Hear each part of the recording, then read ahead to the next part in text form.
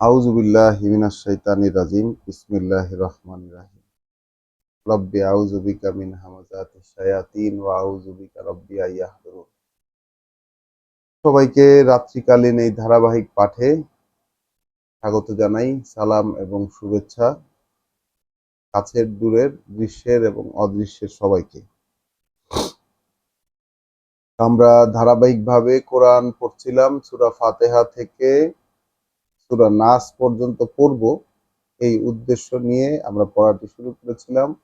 এই কারণে এই জন্য আল্লাহর কাছে আমরা ক্রমাগত আশ্রয় চেয়ে যাচ্ছি, আল্লাহর কাছে আমরা সাহায্য প্রার্থনা করে যাচ্ছি এবং তার কাছে অনুমতি প্রার্থনা করছি যেন আমরা এই পড়াটা পড়ে তিনি আমাদেরকে যা বোঝাতে চেয়েছেন, যেই কথাগুলো তিনি রাসূলকে বলেছেন আর যেই কথাগুলো রাসূল আমাদের কাছে পৌঁছে দিয়ে গেছেন, সেই কথাগুলোই আমরা মলাটবদ্ধ এই কিতাব হিসাবে আমাদের হাতে পেয়েছি এবং সেটা নিয়েই আমরা এই ধারাবাহিকভাবে পড়তে বসেছি আল্লাহর অনুমতিতে।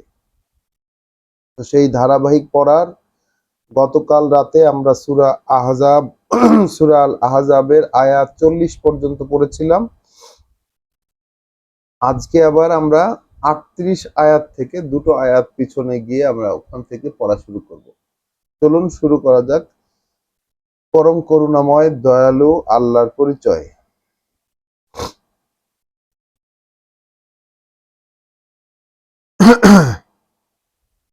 আয়াত 38, সূরা আল আহজাব। সূরা আল আহজাব কোরআন মজিদের 33 নম্বর সূরা। মা কানা আলা নাবিয়্যে মিন হারাজিন। হয় না নবীর ক্ষেত্রে কোনো চাপ, হয় না নবীর ক্ষেত্রে কোনো চাপ। ফিমা ফারাদাল্লাহু লাহু, যা কিছুই ফরজ করেন আল্লাহ তার প্রতি।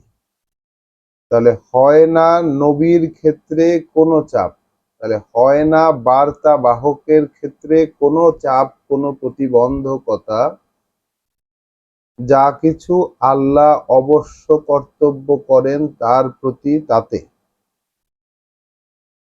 সুন্নাতাল্লাহ, আল্লাহর নিয়ম এটি, নিয়ম এটি আল্লাহর। ফিল্লাযিনা খলাউ মিন কাবলু, তাদের থেকে প্রচলিত যারা চলে গেছে এর আগে, অর্থাৎ এই নিয়মটি আল্লাহর নিয়ম, যেটি পূর্ব থেকেই চলে আসছে। যারা আগে গত হয়েছে তাদের থেকে এই নিয়ম চলে আসছে। ওয়াকানা আমরুল্লাহে কাদারান মাকদুরা, আর আল্লাহর কোনো আদেশ সেটা এমন যে সেটা মানে কার্যকর হতেই হবে, চূড়ান্ত ফয়সালা। কাদারান মাকদুরা, এক নির্ধারণী, যেটা চূড়ান্তভাবে নির্ধারণী দেয়া হয়েছে। তাহলে আল্লাহর আদেশটি এমন এক নির্ধারণী যেটা এক চূড়ান্ত নির্ধারণী। তাহলে কাদেরকে আল্লাহ এখানে নবী বললেন? তাহলে আল্লাহ বললেন যে নবীর ক্ষেত্রে কোনো চাপ হয় না। আলা আন-নাবিয়্যে, একজন বার্তাবাহক, দি প্রফেট।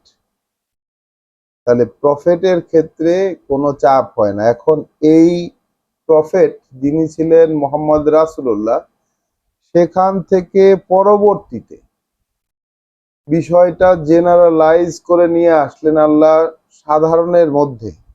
কিভাবে? যে এই জিনিসটাকে গতকালকে আমরা পড়ার ব্যাপারটি পড়ে গিয়েছি, কিন্তু এই কথাটি আমাদের বলা হয়ে ওঠেনি, এই জন্যই আমরা দুই আয়াত পেছন থেকে পড়ছি। 39 নম্বর আয়াতে আল্লাহ বলছেন, আল্লাযীনা ইউবাল্লিগুনা রিসালাতিল্লাহ, তাহলে তারা যারা পৌঁছে দেবে এই রিসালাত আল্লাহর, তারা যারা পৌঁছে দেবে এই চিঠি, এই বার্তা আল্লাহর। ওয়া ইয়াখশাউনাহু, এবং ভয় পাবে তাকে। ওয়ালা ইয়াখশাউনা আহাদান, আর ভয় পাবে না কাউকেই, ইল্লা আল্লাহ, ব্যতীত আল্লাহকে।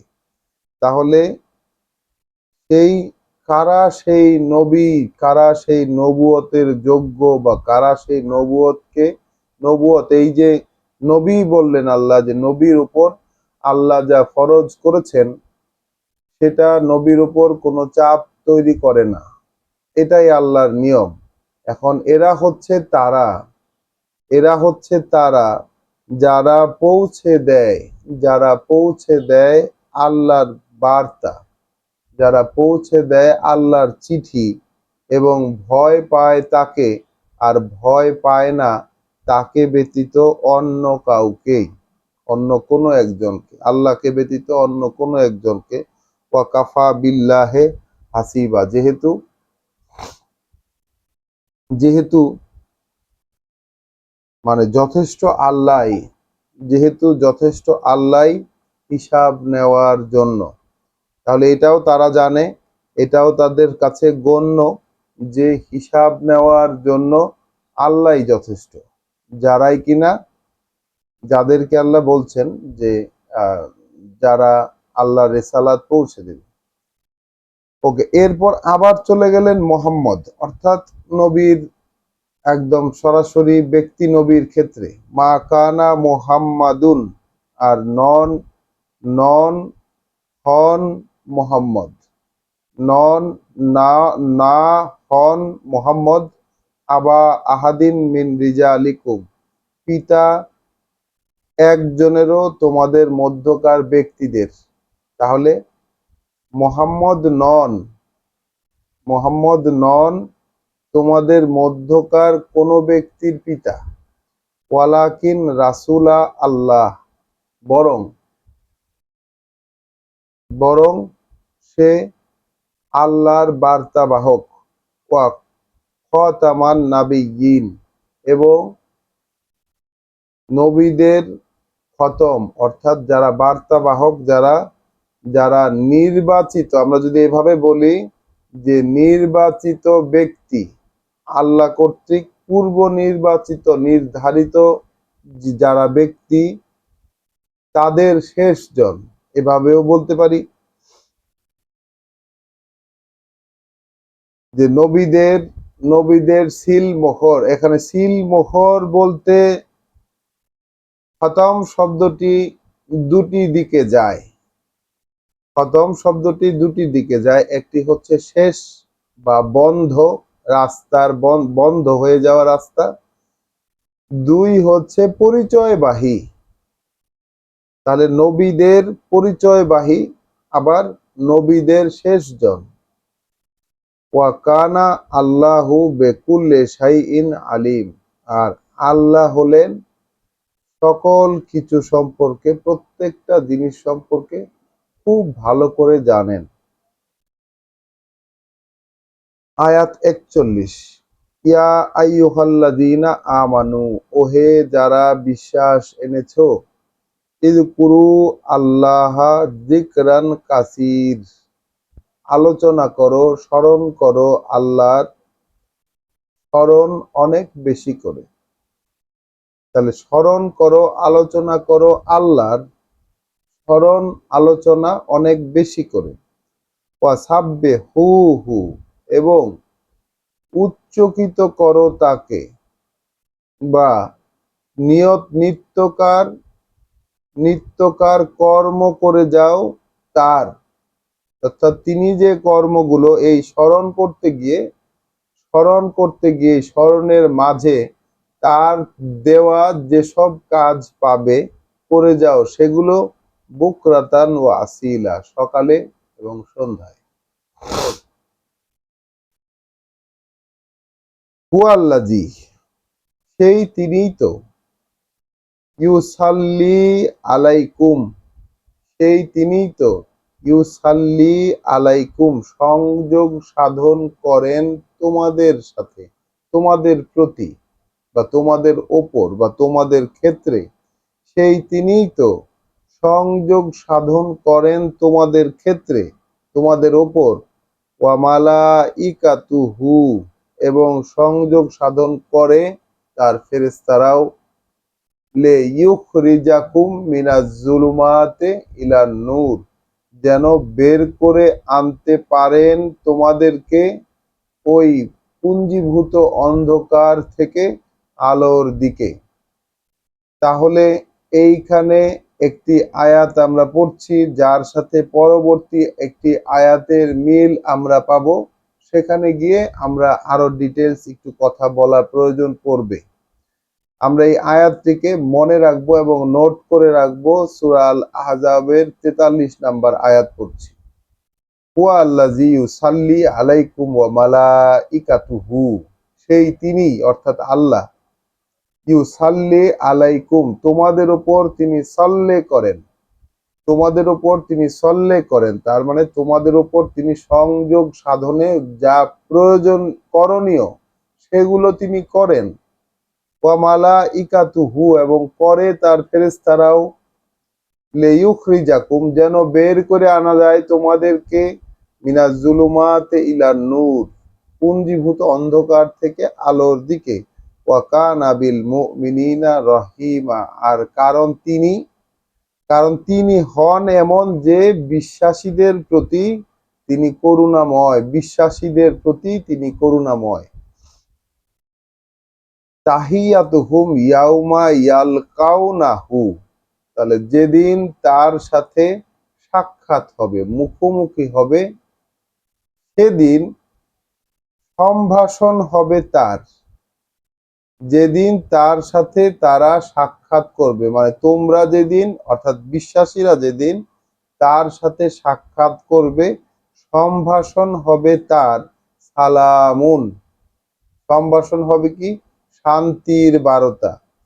ওয়া আ'আদ্দা লাহুম আজরান কারীম, এবং প্রস্তুত করে রেখেছেন তিনি তাদের জন্য এক পুরস্কার সম্মানের। তাহলে পুরস্কার সম্মানের, পুরস্কার সম্মানের। তাহলে এই কথাগুলো কার জন্য বলছেন?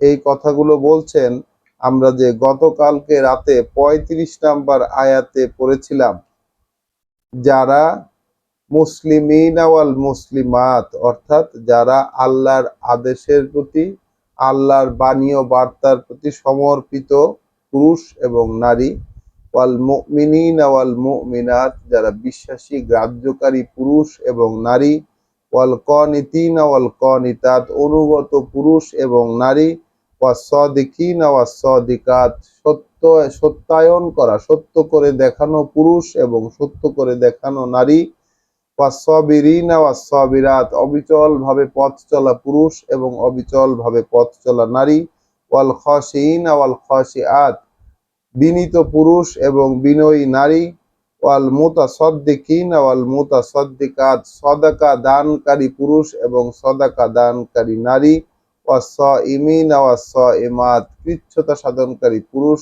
এবং কৃচ্ছ্রতা সাধনকারী নারী, ওয়াল হাফিজিনা ফুরুজাহুম ওয়া হাফিজাত, এবং নিজেদের স্বাধীনতা রক্ষাকারী পুরুষ এবং নিজেদের স্বাধীনতা রক্ষাকারী নারী, ওয়া যাকিরিন আল্লাহ কাসীরা ওয়া যাকিরাত, এবং যারা স্মরণ করেছে আল্লাহকে, স্মরণ করে আল্লাহকে অনেক বেশি করে, সেই সব পুরুষ এবং যারা স্মরণ করে এই ধরনের নারী। এই যে ক্যাটাগরিক্যালি আল্লাহ যে লোকদের কথা, যে গুণগুলো অ্যাচিভ করার কথা আল্লাহ বলেছেন, এইগুলো যারা অ্যাচিভ করবেন তাদেরকে আল্লাহ বিশ্বাসী হিসাবে এখানে ফাইনালি বলছেন কি, ইয়া আইয়ুহাল্লাযীনা আমানু, ওহে যারা বিশ্বাস এনেছো, গ্রহণ করেছো, গ্রাহ্য করেছো, ইযকুরু আল্লাহ যিকরান কাসীর, তোমরা আলোচনা করো, স্মরণ করো আল্লাহর অনেক বেশি করে স্মরণে। ওয়াসাব্বিহুহু, এবং নিত্যকার কাজ করে যাও তার, বুকরাতান ওয়া আসিলা, সকালে এবং সন্ধ্যায়। এখন সাব্বিহুহু নিত্যকার কাজ করে যাও, আবার এটাও বলা যেতে পারে উচ্চকিত করো তাকে, মহিমা কীর্তন করো তার, মহিমা কীর্তন করো তার। ওকে, তারপরে কি সেই তিনিই তো, অর্থাৎ কেন করবে এই সকাল সন্ধ্যা মহিমা কীর্তন, কেন আলোচনা করবে আল্লাহর? কারণ সেই তিনি সংযোগ সাধনে করণীয় যা করেন তোমাদের প্রতি এবং করে ফেরেশতারাও। যেন তোমাদেরকে অন্ধকার থেকে আলোতে বের করে আনা যায়, এবং তিনি বিশ্বাসীদের জন্য করুণাময়।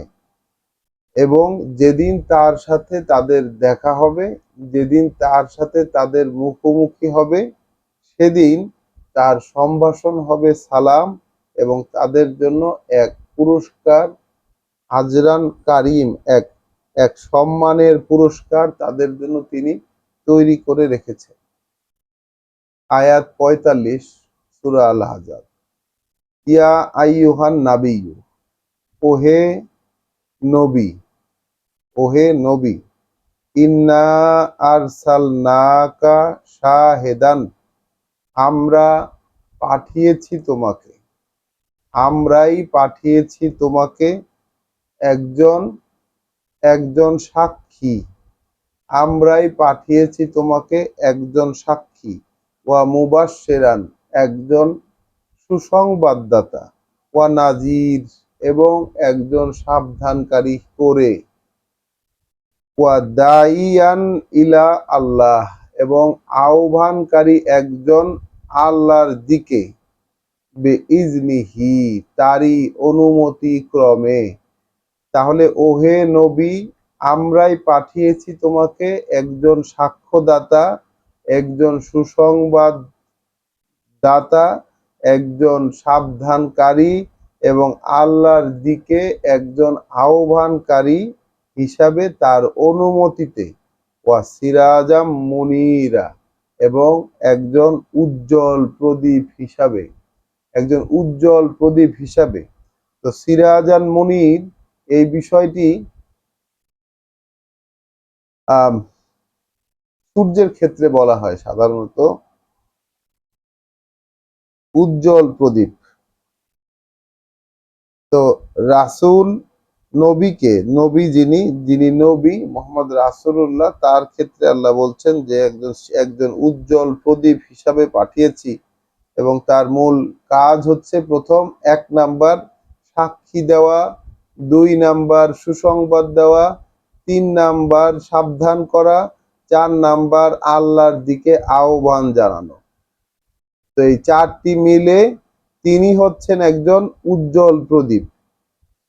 ওয়াবাশশিরিল মুমিনিন, এবং সুসংবাদ দিতে থাকো বিশ্বাসীদেরকে, বেআন্না, এই ব্যাপারে যে, লাহুম মিনাল্লাহে ফাদলান কাবীর, আছে তাদের জন্য পক্ষ হতে আল্লাহর। তাহলে তাদের জন্য রয়েছে আল্লাহর পক্ষ থেকে এক বিশেষ অনুগ্রহ, অনেক বড়। তাহলে অনেক বড় বিশেষ অনুগ্রহ রয়েছে আল্লাহর পক্ষ থেকে তাদের জন্য। এই বিষয়টাকে আল্লাহ বললেন বিশ্বাসীদেরকে সুসংবাদ দাও। ওয়ালা তুতিইল কাফিরিনা ওয়াল মুনাফিকিন, যেই বিষয়টা দিয়ে শুরু করেছিলেন আল্লাহ এই সূরা আল আহজাব, সূরা আল আহজাবের একদম শুরুতে আমরা দেখি যে আহ ইয়া আইয়ুহান নাবিয়্যু ইত্তাকিল্লাহ ওয়ালা তুতিল কাফিরিনা ওয়াল মুনাফিকিন। আবার এখানে রিপিট করলেন ৪৮ নম্বর আয়াতে, ওয়ালা তুতিল কাফিরিনা ওয়াল মুনাফিকিন, তুমি আর মেনে নিবে না, তুমি আর মানবে না কাফেরদেরকে, যারা তোমার এই বার্তা অগ্রাহ্য করে, তোমার এই আহ্বান, তোমার এই কথাগুলোকে যারা অগ্রাহ্য করে, যে কথাগুলো তুমি পড়ে শোনাচ্ছ, এগুলো যারা অগ্রাহ্য করে, সেই সব অগ্রাহ্যকারীর এবং যারা দ্বিচারী, ভণ্ড, বিশ্বাসঘাতক, তাদের কথা আর তুমি মেনে নিবে না, তাদের কোনো কথা, তাদের কোনো কথা আর তুমি মেনে নেবে না। ওয়া ওয়াদা ওয়াদা আদা হুম, এবং কি করে তারা, ওয়াদা আদা হুম, তাদের নিপীড়নকে পরোয়া করো না, তারা যে কষ্ট দেয় এটাকে উপেক্ষা করো, যে কষ্ট তারা দিবে। তাহলে কাফেররা এবং মুনাফিকরা, এরা হচ্ছে কষ্ট দিবে, তুমি উপেক্ষা করবে তাদের এই কষ্টকে। ওয়া তাওয়াক্কাল আলাল্লাহ, আর ভরসা করবে আল্লাহর উপর, ওয়া কাফা বিল্লাহি ওয়াকিলা, আর যথেষ্ট আল্লাহই তোমার কর্ম সম্পাদনকারী হিসাবে। তাহলে যথেষ্ট আল্লাহ তোমার কর্ম সম্পাদনকারী হিসাবে। তাহলে রাসূলকে আল্লাহ এই সব বিষয়ের উপরে ঈমান আনতে বললেন, এগুলাকে গ্রাহ্য করতে বললেন। কি গ্রাহ্য করতে বললেন? যে কাফেরদেরকে মেনে নেবে না, মুনাফিকদেরকে মেনে নেবে না, ওদের যা কষ্ট তোমাকে ওরা দিবে এগুলাকে তুমি উপেক্ষা করো, গায়ে মাখিও না, পরোয়া করো না, এবং আল্লাহর উপরে ভরসা করো। আল্লাহ তোমার কাজ শেষ, মানে কাজের ফলাফলে নিয়ে যাওয়ার জন্য তিনিই যথেষ্ট। আয়াত ৪৯, সূরা আল আহজাব। ইয়া আইয়ুহাল্লাযীনা আমানু, ওহে যারা বিশ্বাস এনেছে। তাহলে এখানে একটুখানি নবীর প্রতি কথা হচ্ছে, একটুখানি বিশ্বাসীদের প্রতি কথা হচ্ছে, একটুখানি নবীর প্রতি কথা হচ্ছে, একটুখানি বিশ্বাসীদের প্রতি কথা হচ্ছে। আমরা যদি দেখি আয়াত ৩৭-এ নবীর প্রতি কথা হচ্ছে, আয়াত ৪১-এ এসে বিশ্বাসীর প্রতি কথা হচ্ছে, আয়াত ৪৫-এ এসে নবীর প্রতি কথা হচ্ছে, আয়াত ৪৯-এ এসে আবার বিশ্বাসীদের সাথে কথা হচ্ছে। ইয়া আইয়ুহাল্লাযীনা আমানু, ওহে যারা গ্রাহ্য করেছো, বিশ্বাসী হয়েছো।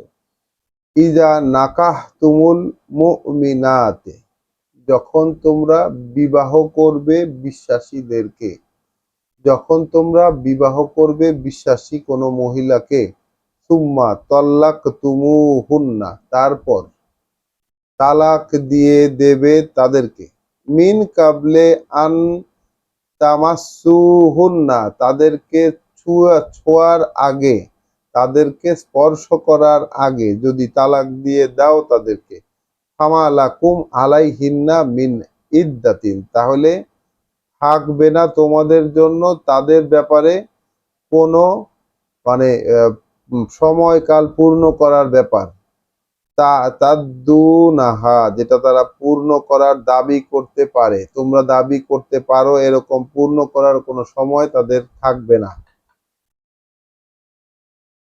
পূর্ণ করার মতো সময়কাল তাদের থাকবে না। ফামাত্তেও হুন্না, তাহলে উপকরণ হিসাবে দিয়ে দিও তাদেরকে কিছু, ওয়াসাররিহু হুন্না সারাহান জামিল, এবং বিদায় করে দিও তাদেরকে এক ভদ্রচিত বিদায়ে। এখানে তালাকের যেই প্রসঙ্গ কোরআনে আলোচিত হয়, আমরা সূরা বাকারাতে দেখে এসেছি, এখানে এসে আবার তালাকের প্রসঙ্গটা আসলো। আমরা এখানে দেখছি বিষয়টিকে আল্লাহ স্বাভাবিকীকরণ করেছেন। তালাক বিষয়টি আমাদের সমাজে যেরকম শত্রুতাপূর্ণ এবং একটি বিদ্বেষপূর্ণ একটি ব্যাপারে পরিণত হয়েছে, কোরআনে এসে দেখা যাচ্ছে তালাকটি কিন্তু আল্লাহ, যদিও এটি করাটাকে আল্লাহ অনেক কঠিনই করে রেখেছেন বলা যায়, তালাক হওয়াটাকে বরঞ্চ মিলেমিশে থাকার ব্যাপারটাই সহজ করে রেখেছেন, কিন্তু তালাক জিনিসটাকে আল্লাহ ওই রকম কোনো পর্যায়ে রাখেননি যেরকম পর্যায়ে আমাদের সমাজে বর্তমান আছে, হয় বিদ্বেষপূর্ণ না হয় শত্রুতাপূর্ণ। এই ধরনের কোনো স্বাভাবিক তালাকের ব্যাপার কিন্তু নেই। আর কোরআনে দেখছি আমরা তালাকের বিষয়টিকে স্বাভাবিকীকরণ করা হয়েছে। কিরকম ভাবে? এখানে কিরকম ভাবে বলছে, যদি তোমরা কোনো বিশ্বাসিনীকে বিবাহ করো এবং তাদেরকে স্পর্শ করার পূর্বেই তোমরা যদি তাদেরকে তালাক দিয়ে দাও, তাহলে তাদের ব্যাপারে আর কোনো ইদ্যত থাকবে না। যে আমরা দেখেছি ইদ্যত ৩ মাসের ইদ্যত দেখেছি, ৯০ দিনের নির্দিষ্ট মেয়াদকাল তাদেরকে অপেক্ষা করতে হবে। এই যে ব্যাপারগুলো, এগুলো তাদের ক্ষেত্রে খাটবে না এবং কেউ দাবি করতে পারবে না তাদেরকে এই ইদ্যতকাল পূরণ করার জন্য। আর কি, তাদেরকে দিয়ে দাও জীবন উপকরণ এবং তাদেরকে বিদায় দিয়ে দেবে ভদ্রচিত বিদায়ে। ইয়া ইউহান নাবিয়্যু, আমরা পেলাম আবার নবীর প্রতি, ও হে নবী, ইন্না আহলাল না লাকা, আমরা বৈধ করে দিয়েছি তোমার জন্য, আজওয়াজাকা, তোমার স্ত্রীদেরকে, আল্লাতি আতাইতু উজুরাহুন্না, যাদেরকে তুমি তাদের মোহরানা পরিশোধ করে দিয়েছো, মানে গিফট যাদের দিয়ে দিয়েছো। এখানে প্রসঙ্গত উল্লেখ্য উজুর, উজুর শব্দটি বোঝায় হচ্ছে গিফট, যেটাকে আমরা পরবর্তীতে মোহরানা হিসাবে অনুবাদ করেছি। উজুর শব্দটির মূল অর্থ হচ্ছে উপহার। যেমন আল্লাহ বলেছেন আজরান, আজরান ওই শব্দটির মানে হচ্ছে আল্লাহ আমাদের জন্য সেখানে পুরস্কারের ব্যবস্থা রেখেছেন, গিফট রেখেছেন। ওই আজরান শব্দটি এখানে উজুর হয়েছে। তো ওহে নবী, বৈধ করে দেওয়া হয়েছে, আমরা বৈধ করে দিয়েছি তোমার জন্য তোমার স্ত্রীদেরকে, যাদেরকে তুমি দিয়ে দিয়েছো উজুরা হুন্না, তাদের যেই গিফট বা তাদের যে মোহরানা, ওয়ামা মালাকাত আইমানুকা, এবং বৈধ করেছি তোমার অধীনস্থ যেসব তোমার অধীনস্থ, তোমার সাথে চুক্তিবদ্ধ অধীনস্থ যারা, মিম্মা আফা আল্লাহ, তাদের মধ্যে যারা, যাদেরকে, তাদের মধ্যে যাদেরকে ফাও হিসাবে, অতিরিক্ত হিসাবে দিয়েছেন আল্লাহ, আলাইকা তোমার প্রতি, তোমার ক্ষেত্রে, ওয়া বানাতে আম্মিকা, এবং তোমার সেই চাচাতো বোনেরা, তোমার সেই চাচাতো বোনেরা, ওয়া বানাতে আম্মাতিকা, তোমার খালাতো বোনেরা, তোমার তোমার সেই চাচাতো বোনেরা, তোমার মামাতো বোনেরা, ওয়া বানাতে খালিকা,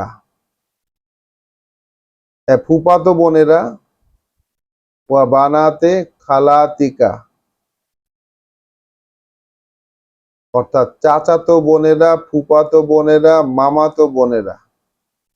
হ্যাঁ, এবং আর কি, আল্লাতি হাজারনা মাকা, যারা বসতি বিসর্জন করে এসেছে তোমার সাথে। অর্থাৎ রাসূলের কাজিনরা, সেই সব কাজিনরা, সেই সব কাজিন বোনেরা যারা কিনা তার সাথে হিজরত করে এসেছে, বসতি বিসর্জন করে এসেছে, আল্লাহ তাদেরকে এখানে বৈধ করে দিয়েছেন রাসূলের জন্য।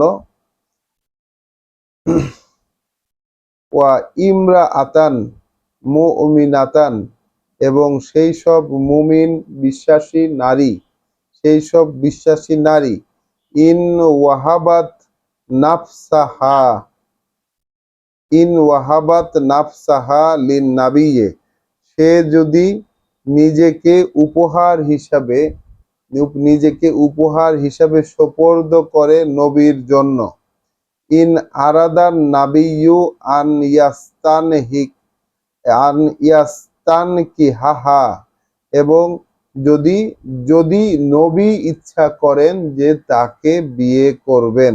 অর্থাৎ এই যে নবীর স্ত্রী যারা আছে, তাদের পরবর্তীতে আরো যারা বৈধ, তারা হচ্ছে মা মালাকাত আইমান, অর্থাৎ নবীর সাথে নবীর উপর অধীনস্থ যারা, নবীর উপর অধীনস্থ যারা, যাদেরকে আল্লাহ অতিরিক্ত হিসাবে তার উপর সোপর্দ করেছেন, এবং তার সেই সব কাজিনেরা যারা, তার সেই সব কাজিনেরা, ফুফাতো, চাচাতো, মামাতো, খালাতো বোনেরা, যারা কিনা তার সাথে বসতি বিসর্জন করে এসেছেন, এবং এই সেই সব বিশ্বাসী নারীরা যারা তার উপর নিজেদেরকে সোপর্দ করে দিয়েছেন, তার উপর উপহার হিসেবে তাকে সোপর্দ করে দিয়েছেন বৈধ নবীর জন্য, যদি নবী চান যে তাদেরকে বিয়ে করতে। খলিসাতান লাকা মিন দুনিল মুমিনিন, এটা খালেস ভাবে, এটা একান্ত ভাবে তোমার জন্য, বিশ্বাসী অন্যান্যদের জন্য নয়। তা আল্লাহ নবীকে এই বিষয়টি রায় হিসেবে দিয়ে দিলেন যে একান্ত তোমার জন্য, অন্যান্য বিশ্বাসীদের জন্য নয়। কদ আলিম না, আমরা তো নিশ্চিত ভাবে জানি, মা ফারাদনা আলাইহিম ফি আজওয়াজিহিম, কি আমরা অবশ্য কর্তব্য করেছি, কি আমরা অবশ্য কর্তব্য করেছি তাদের ক্ষেত্রে, হ্যাঁ, তাদের স্ত্রীদের ব্যাপারে, তাদের সঙ্গিনীদের ব্যাপারে কি আমরা অবশ্য কর্তব্য করেছি। ওয়ামা মালাকাত আইমানুহুম, আর যারা তাদের অধীনস্থ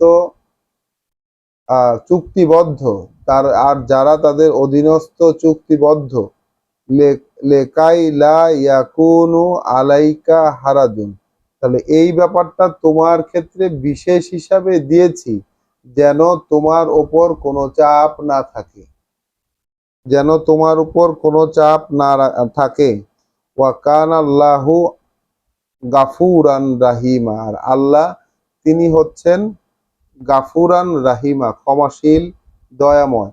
তাহলে রাসূলের ক্ষেত্রে বিশেষ কিছু ব্যাপার আল্লাহ এখানে রেখেছেন, অনেকগুলো চয়েস ওপেন রেখেছেন, তার কাজিনদেরকে চয়েস হিসাবে রেখেছেন। তার উপর যদি কোনো নারী সোপর্দ করে নিজেকে, যদি নবীর ইচ্ছা হয় তাকে নিকাহ করতে, তাহলে তিনি করতে পারেন।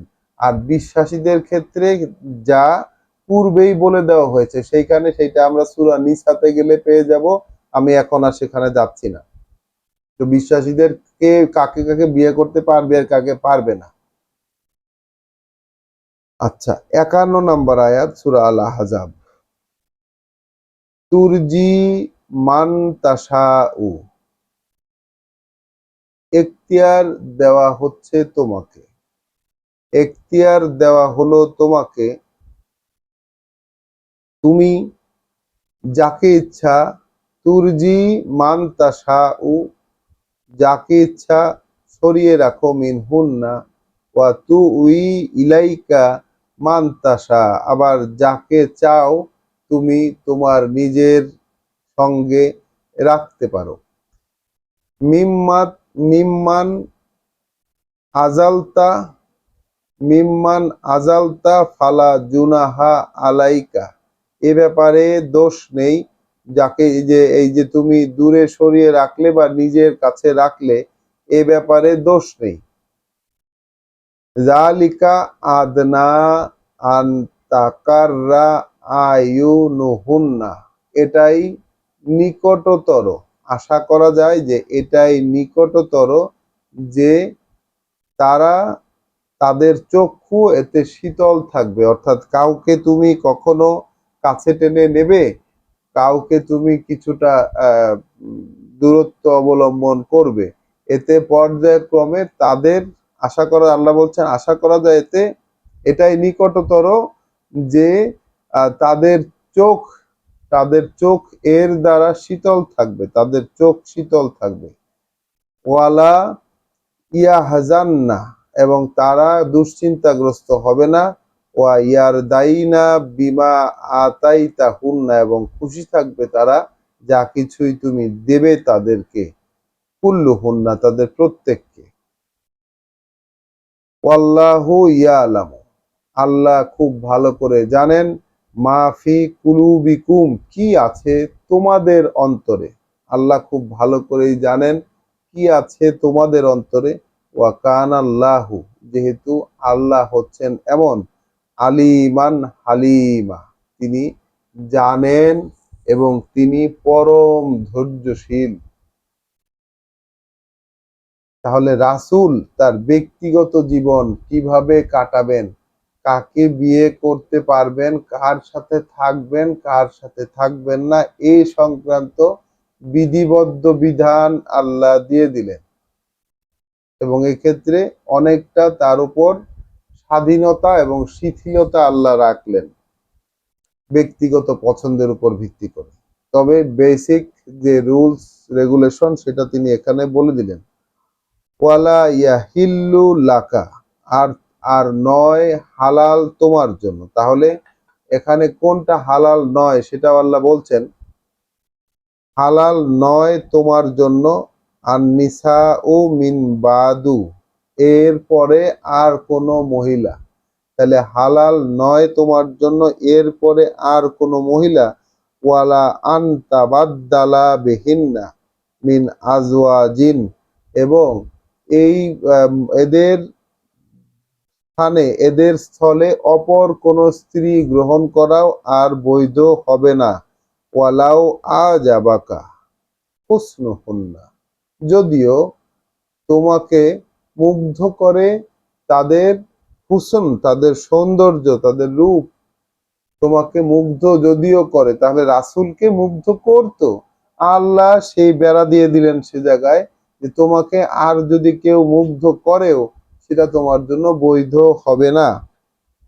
ইল্লা মা মালাকাত ইয়ামিনুকা, তবে যারা তোমার সাথে চুক্তিবদ্ধ অধীনস্থ তাদের ব্যাপারটি আলাদা।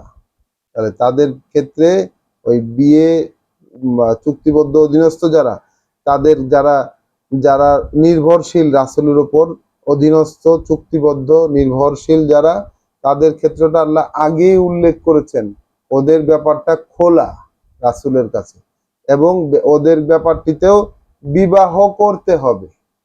আমরা কিন্তু দেখে এসেছি কোরআনে যে এই মা মালাকাত আইমানুকুম যারা, যাদেরকে প্রচলিত অনুবাদে দাসী বলে অনুবাদ করা হয়, এই রকম ব্যাপারটিতেও কিন্তু বিবাহ করতে হবে তাদের সাথে। তাদেরকে এই যে উপপত্নী হিসাবে যেরকম যে ব্যাপারটাকে সাধারণত পোর্ট্রে করা হয় এখানে, এই রকম কোনো সুযোগ কিন্তু আল্লাহ রাখেন নাই। তাদেরকে উপযুক্ত মোহর দিয়ে তাদেরকে বিয়ে করে নিতে হবে। হ্যাঁ, যে বিষয়টি মানে যেভাবে পোর্ট্রে করা হয়, আমরা যেভাবে দেখে এসেছি ইতিহাসগুলোতে, এরকম কিন্তু কোনো সুযোগ আল্লাহ কোরআনে রাখেননি। তাহলে বলছেন যে ব্যতিক্রম হবে তোমার অধীনস্থ মা মালাকাত ইয়ামিনুকা, তোমার দক্ষিণ হস্তের অধিকারী চুক্তিবদ্ধ অধীনস্থ যারা, তারা কিন্তু ব্যতিক্রম। ওয়া কানা আল্লাহু আলা কুল্লি শাইইন রাকিবা, আর আল্লাহ হচ্ছেন প্রত্যেকটা জিনিসের ক্ষেত্রে তত্ত্বাবধায়ক, দেখে শুনে রাখেন, সংরক্ষক। ইয়া আইয়ুহাল্লাযীনা আমানু, ওহে বিশ্বাসীরা, লা তাদখুলু বুয়ুতান নাবিয়্যে, ঢুকে যাবে না নবীর ঘরে। ওহে বিশ্বাসীরা, প্রবেশ করবে না নবীর ঘরে, ইল্লা আন ইউযানা লাকুম, তোমাদেরকে যদি ঢুকবে তখনই যদি তোমাদেরকে অনুমতি দেওয়া হয়। ইলা তাআমিন গায়রা নাজিরিনা ইনাহু, আর যদি খাওয়ার জন্য আহ্বান করা হয়, খাওয়ার জন্য ইনভাইট করা হয়, তবেই আসবে। ওয়ালাকিন ইজা দুইতুম ফাদখুলু, যখন তোমাদেরকে যখন তোমাদেরকে মানে ডাকা হয় তখন ঢুকে যাবে। ফাইজা তাইমতুম, যখন তোমাদের খাওয়া হয়ে যায়, ফান্তাশিরু, তাহলে উঠে পড়ো। ওয়ালা মুস্তাআনিসিনা লিহাদিসিন, গল্পগুজব করার জন্য সেখানে মশগুল হয়ে থেকো না। গল্পগুজবে মশগুল হয়ে পড়ো না, খাওয়া শেষ হলে উঠে যাবে। ইন্না যালিকা কানা ইউযিন নাবিয়্যা, এই ব্যাপারটি নবীকে কষ্ট দেয়। ফায়াস্তাহি মিনকুম, এই বিষয়টি নবীকে কষ্ট দেয়, যদিও সে লজ্জায় কিছু বলে না, যদিও সে তোমাদের ব্যাপারে লজ্জা পায়। ওয়াল্লাহু লা ইয়াস্তাহি মিনাল হক, আল্লাহ সত্য বলতে কুণ্ঠাবোধ করেন না, আল্লাহ লজ্জিত হন না সত্য বলতে গিয়ে। ওয়া ইজা সাআলতুমুহুন্না মাতাআন, আর যখন স্ত্রীদের কাছে কোনো কিছু, কোনো জীবন উপকরণ, যদি কোনো উপকরণ তোমরা চাও, ফাসআলুহুন্না মিন ওয়ারা'i হিজাবিন, তাহলে চাইবে তাদের কাছে এক আড়ালের আবডাল থেকে। যালিকুম আতহারু, এটাই তোমাদের জন্য শুদ্ধতর। লিকুলুবিকুম, তোমাদের অন্তরের জন্য, ওয়া কুলুবিহিন্না, এবং তাদের অন্তরের জন্যও। ওয়া মা কানা লাকুম, আর নয় এটা তোমাদের জন্য, আন তুযু রাসূলাল্লাহ, যে তোমরা কষ্ট দেবে আল্লাহর রাসূলকে। ওয়ালা আন তানকিহু আজওয়াজাহু, মিন বাদি আবাদা, এবং বিয়ে করবে তার স্ত্রীদেরকে তার পরবর্তীতে কশিন কালেও। ইন্না জালিকা কানা ইনদাল্লাহে আজিম, নিশ্চিতভাবে ওইটা তোমাদের এই কাজটা, যদি তোমরা বিয়ে সংক্রান্ত কাজটা, এটা আল্লাহর কাছে অনেক বড় একটা ব্যাপার। তাহলে কি কি বললেন এটা আল্লাহ, আমরা আরেকবারে আবারও দেখি। ওহে বিশ্বাসীরা, নবীর ঘরে বিনা অনুমতিতে ঢুকে পড়ো না, খাওয়ার সময় এসে অপেক্ষায় বসে থেকো না, যদি তোমাদেরকে ডাকা হয় তবেই প্রবেশ করবে, খাওয়া শেষ হলে সেখান থেকে উঠে যেও, কথায় মশগুল হয়ে বসে থেকো না। তোমাদের এ ধরনের আচরণ নবীকে কষ্ট দেয়, যদিও সে লজ্জায় কিছুই বলে না। আর আল্লাহ সত্য বলতে লজ্জা বোধ করেন না। আর নবীর স্ত্রীদের কাছে তোমরা যদি কিছু চাইতে হয় তবে পর্দার আড়াল থেকে চেয়ে নেও, তোমাদের এটা তোমাদের ও তাদের পবিত্রতা রক্ষা করার জন্য উত্তম পন্থা। তোমাদের পক্ষে আল্লাহ রাসূলকে কষ্ট দেওয়া কিছুতেই শোভন হয় না, আর না তার অবর্তমানে তার স্ত্রীদেরকে বিয়ে করা তোমাদের জন্য বৈধ। বস্তুত এটা আল্লাহর দৃষ্টিতে অনেক বড় ব্যাপার। ইনতুবদু শাইআন, যদি তোমরা কোনো কিছু প্রকাশ্যে করো, আও তুখফুহু, অথবা গোপনে করো, ফা ইন্নাল্লাহা কানা বিকুল্লি শাইইন আলিম, তাহলে নিশ্চিত এটা যে আল্লাহ প্রত্যেকটি বিষয় সম্পর্কে খুব ভালো করে জানেন। লা জুনাহা আলাইহিন্না, তাহলে তাদের ক্ষেত্রে অর্থাৎ নবীর স্ত্রীদের ক্ষেত্রে কোনো দোষ হবে না। ফি আবা ইহিন্না, তাদের পিতাদের ক্ষেত্রে, ওয়ালা আবনা ইহিন্না, তাদের পুত্রদের ক্ষেত্রে, ওয়ালা ইখওয়ানিহিন্না, আর না হবে তাদের ভাইদের ক্ষেত্রে, ওয়ালা আবনা ইখওয়ানিহিন্না, তাদের ভাইপোদের ক্ষেত্রে,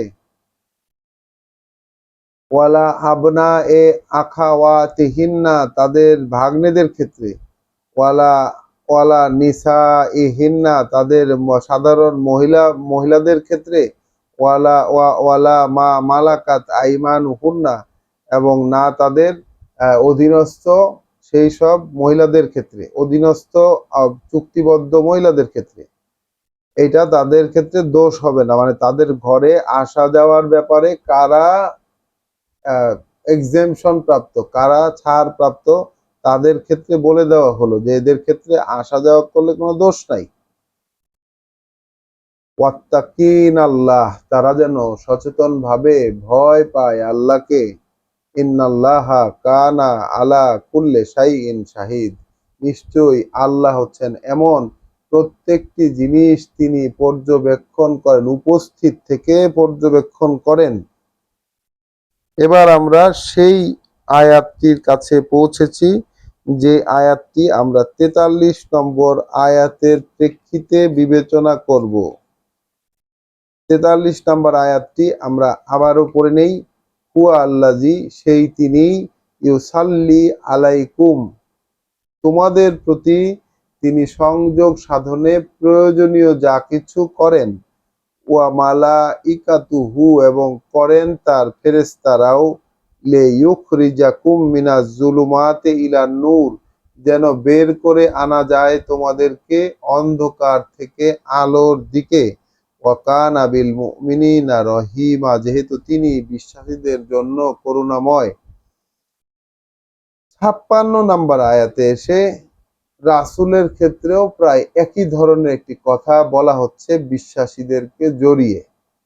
ইন্নাল্লাহা ওয়া মালাইকাতাহু, নিশ্চয় আল্লাহ এবং তার ফেরেশতারা, ইউসাল্লুনা আলান নাবিয়্যি, সংযোগ সাধনে যা প্রয়োজনীয় করে থাকেন নবীর ক্ষেত্রে। ইয়া আইয়ুহাল্লাযীনা আমানু, ওহে যারা তোমরা বিশ্বাস এনেছো, সল্লু আলাইহে, সংযোগ সাধন করো তোমরা তার প্রতি, সংযোগ সাধন করো তোমরা তার প্রতি, ওয়াসাল্লিমু তাসলিমা, আর সমর্পণ জানাও, ওয়া সাল্লিমু তাসলিমা, এবং সমর্পণ জানাও এক উত্তম সমর্পণে। সমর্পণ জানাও এক উত্তম সমর্পণে। তাহলে এইখানে ওই যে এই যে ইন্নাল্লাহা ওয়া মালাইকাতু ইউসাল্লুনা আলান নাবী ইয়া আইয়ুহাল্লাযীনা আমানু সাল্লু আলাইহি ওয়া সাল্লিমু তাসলিমা, এই কথা বলে যে মিলাদ এবং দরুদ ও দোয়া মাহফিল চালু করা হয়, আমরা এই বঙ্গানুবাদে, আমরা এই যে এর যে শাব্দিক অনুবাদ, সেখানে সেইটার কোনো যৌক্তিকতা এবং কার্যকারণ কিন্তু খুঁজে পাই না। বরঞ্চ 43 নম্বর আয়াত এবং 56 নম্বর আয়াতে আমরা দেখতে পাবো একদম সেম বিষয়। বিশ্বাসীদের সাথে আল্লাহ যেই কথাটি বলেছেন, এখানে রাসূলের ক্ষেত্রেও সেম জিনিসটাই আল্লাহ করেছেন। বিশ্বাসীদেরকে পরবর্তী জড়িয়ে দিয়ে বলেছেন রাসূল যেভাবে করে, যেভাবে তিনি সংযোগ সাধন করেছেন, সেইভাবে তোমরাও সংযোগ করো, তোমরাও সেই রকম সংযোগ করো, সেই ব্যাপারটাতে তোমরাও সংযোগ করো এবং সমর্পণ জানাও এক উত্তম সমর্পণে। সমর্পণ জানাও এক উত্তম সমর্পণে। ইন্নাল্লাযীনা ইউযুনাল্লাহা ওয়া রাসূলাহু, যারা কষ্ট দেয় আল্লাহকে এবং কষ্ট দেয় তার রাসূলকে। তাহলে আল্লাহকে কষ্ট দেয়, যারা কষ্ট দেয় আল্লাহকে অর্থাৎ কষ্ট দেয় তার রাসূলকে, লানাহুমুল্লাহ, আল্লাহ অভিশপ্ত করেছেন আল্লাহ তাদেরকে, অভিশাপ করেছেন আল্লাহ তাদেরকে, ফিদ দুনিয়া ওয়াল আখিরাহ, দুনিয়াতে এবং পরকালেও, ওয়া আ'আদ্দা লাহুম আযাবান মুহিনা, এবং প্রস্তুত করে রেখেছেন তাদের জন্য এক শাস্তি অপমানের। ওয়াল্লাযীনা ইউযুনাল মুমিনিন ওয়াল মুমিনাত, আর যারা কষ্ট দেয় বিশ্বাসীদেরকে এবং বিশ্বাসী মহিলাদেরকে, বেগাইরে মা ইকতাসাবু, তারা যেই বিষয়টির জন্য দায়ী নয়, মানে যা তারা ইনকাম করেনি, যা তারা উপার্জন করেনি, সেইটা ব্যতীতই, যে দোষটা তারা করেনি সেটা ব্যতীতই যদি কষ্ট দেয়, ফাকাদ ইহতামালা বুহতানান, তাহলে তারা তো বহন করলো এক অপবাদের বোঝা, ওয়া ইসমান মুবিন, এবং একটি গুনাহ, একটি দোষ, একটি পাপ দৃশ্যমান ভাবে। তাহলে কেউ যদি, এখানে 57 নম্বর আয়াতে বলছেন যারা কষ্ট দেয় আল্লাহকে এবং তার বার্তা বাহককে, আল্লাহ তাদের উপর এই দুনিয়াতে এবং পরকালে লানত করেছেন, লানত, অভিশাপ, অভিশাপ করেছেন, আর তাদের জন্য প্রস্তুত করে রেখেছেন অপমানের শাস্তি। আর এরপরে বলছেন যে বিশ্বাসী পুরুষ এবং বিশ্বাসী নারীদেরকে যারা কষ্ট দেয় বিনা অপরাধে, অর্থাৎ যা তারা উপার্জন করেনি, যে কাজটি তাদের দ্বারা হয়নি, এছাড়াও যা যদি কষ্ট দেয়, এর বাইরে গিয়ে যদি কষ্ট দেয় বিশ্বাসীদেরকে, তাহলে তারা খুব বড় একটা একটা একটা বড় অপবাদ তাদের উপর দিল এবং একটা দোষ কামাই করলো, একটা পাপ কামাই করলো দৃশ্যমান ভাবে।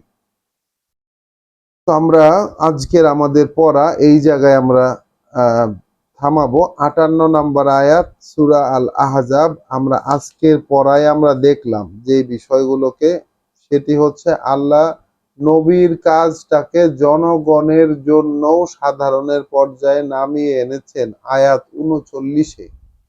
যারা বহন করবে, পৌঁছে দেবে আল্লাহর রিসালাত, আল্লাহর বাণী ও বার্তা, আল্লাহর চিঠি, ভয় পাবে না, ভয় পাবে তাকে এবং আর কোনো কাউকে ভয় পাবে না আল্লাহ ছাড়া, এবং হিসাব নেওয়ার জন্য আল্লাহ যথেষ্ট হবেন তাদের ক্ষেত্রে। তো আল্লাহকে খুব বেশি করে স্মরণ করতে বলছেন আল্লাহ, খুব বেশি করে স্মরণ করতে বলছেন, সকাল সন্ধ্যায় তাকে ম্যাগনিফাই করতে বলছেন, ম্যাগনিফাই, তার প্রতিনিয়ত কর্মের মাধ্যমে তাকে উচ্চকিত করতে বলছেন। এবং